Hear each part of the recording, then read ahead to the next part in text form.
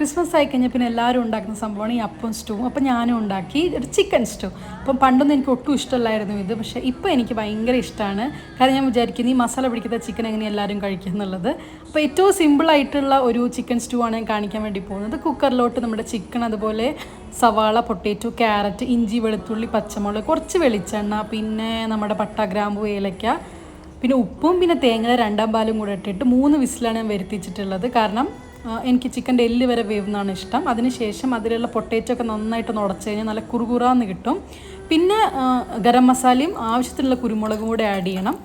എന്നിട്ട് തേങ്ങയുടെ 1 പാലും കൂടെ ഒഴിക്കുക. പിന്നെ ഇത് ഓപ്ഷണലാണ്. നെയ്യിൽ കുറച്ച് കാഷ്യൂ കിസ്മിസും കൂടെ വറുത്തിടുക. പിന്നെ ഒരുപാട് കറി ലീവ്സും കൂടെ ഇട്ടിട്ട് ഒരു 1-1.5 മണിക്കൂർ നമ്മൾ അടച്ച് വെച്ചതിന് ശേഷം എടുക്കാൻ പാടുള്ളൂ. അപ്പോഴാണ് നല്ല ഇതുപോലെ കുറുകിയിട്ടുള്ള നല്ല തേങ്ങാപ്പാലൊക്കെ ചിക്കൻ്റെ അകത്തേക്ക് ഇറങ്ങിയിട്ടുള്ള സൂപ്പർ സ്റ്റൂ കിട്ടുക.